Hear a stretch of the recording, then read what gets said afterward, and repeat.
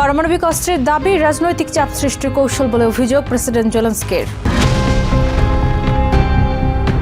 Hungary জ্বালানি খাতে হামলার ছক কষছে ইউক্রেন, বিস্ফোরক দাবি প্রেসিডেন্ট ভিক্টর অরবানের।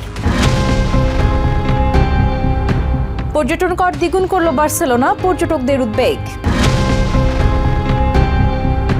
লুভর মিউজিয়ামের নতুন পরিচালক হিসেবে নিয়োগ পেলেন ক্রিস্টোফ লেরিবল্ট। ইউরোপের হালনাগাদ বৈচিত্র্যময় খবরাখবর আপনাদের সামনে এক নজরে তুলে ধরছি আমি নূর।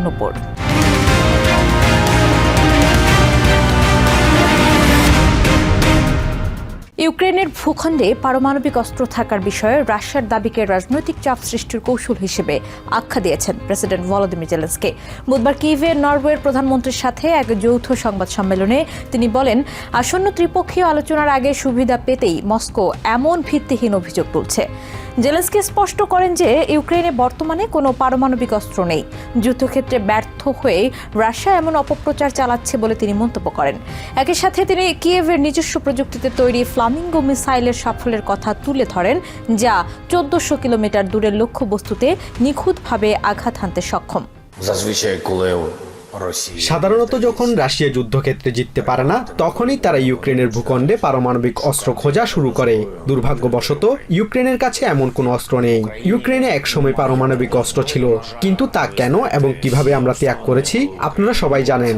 আমার মনে হয় আগামী মার্চের শুরুতে প্রস্তাবিত ত্রিপক্ষীয় বৈঠকের আগে আমাদের উপর রাজনৈতিক চাপ সৃষ্টি করতেই তারা এই মিথ্যাচার করছে। হাঙ্গেরির জ্বালানি ব্যবস্থা ইউক্রেন অস্থিতিশীল করার পরিকল্পনা করছে বলে অভিযোগ করেছেন দেশটির প্রধানমন্ত্রী ভিক্টর অরবান। বুধবার জাতীয় প্রতিরক্ষা কাউন্সিলের জরুরি বৈঠক শেষে তিনি গুরুত্বপূর্ণ বিদ্যুৎ কেন্দ্র ও জ্বালানি স্থাপনাগুলোতে সেনা মোতায়েন এবং কঠোর নিরাপত্তা নিশ্চিতের নির্দেশ দেন। অরবানের দাবি, গত 27 জানুয়ারি থেকে দ্রুজবা পাইপলাইনে তেল সরবরাহ বন্ধ হওয়া কোনো কারিগরি ত্রুটি নয়, বরং এটি ইউক্রেন সরকারের একটি রাজনৈতিক ব্লকেট। ইউক্রেন অবশ্য এই অভিযোগ অস্বীকার করে বলেছে, রাশিয়ার ড্রোনের আঘাতেই পাইপলাইনটি ক্ষতিগ্রস্ত হয়েছে। ইউক্রেনের সাথে বিরোধের জেরে হাঙ্গেরির সাজাবোক্স মাতমার বেরেক কাউন্টিতে ড্রোন উড়ানোর নিষেধাজ্ঞা জারি করা হয়েছে। আগামী 12 এপ্রিলের নির্বাচনের আগে অরবানের এমন কঠোর অবস্থান ইউরোপের রাজনীতিতে নতুন উত্তেজনা সৃষ্টি করেছে। আমাদের গোয়েন্দা সংস্থার রিপোর্ট অনুযায়ী ইউক্রেন হাঙ্গেরির জ্বালানি ব্যবস্থায় বড় ধরনের বিঘ্ন ঘটানোর আরো প্রস্তুতি নিচ্ছে। তাই আমি গুরুত্বপূর্ণ বিদ্যুৎ কেন্দ্র ও সাবস্টেশনগুলোতে সেনা মোতায়েন এবং বাড়তি পুলিশি টহলের নির্দেশ দিয়েছি। আমি পরিষ্কার বলতে চাই, হাঙ্গেরিকে ব্ল্যাকমেইল করা যাবে না।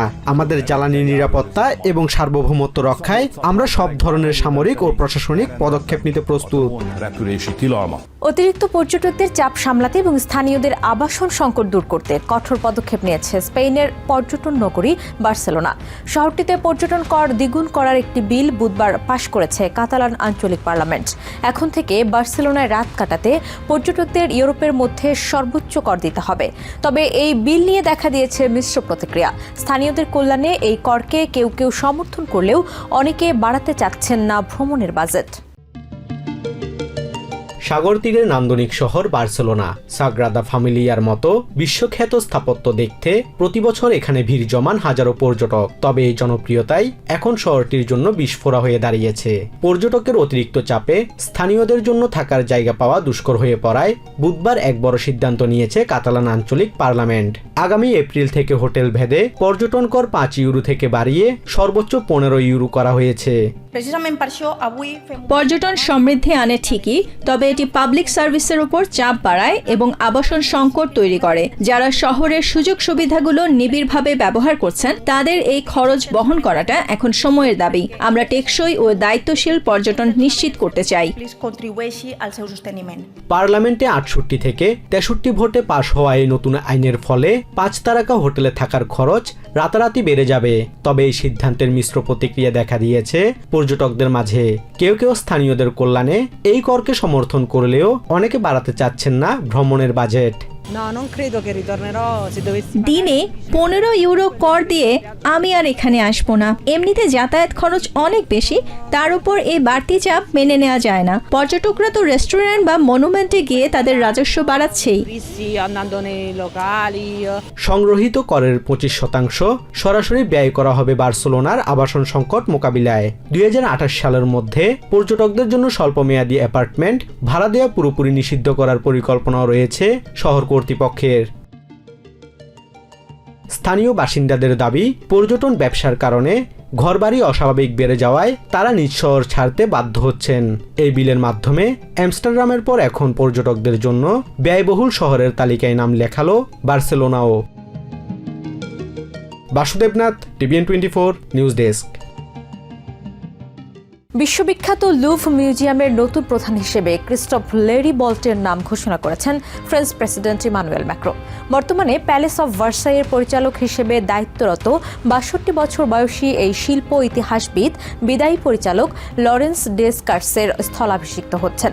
গত অক্টোবরে লুভ থেকে প্রায় $102 মিলিয়ন সমমূল্যের গহনা চুরির ঘটনায় নিরাপত্তা ব্যবস্থা নিয়ে তীব্র সমালোচনার মুখে পদত্যাগ করেন ডেসকার্টস।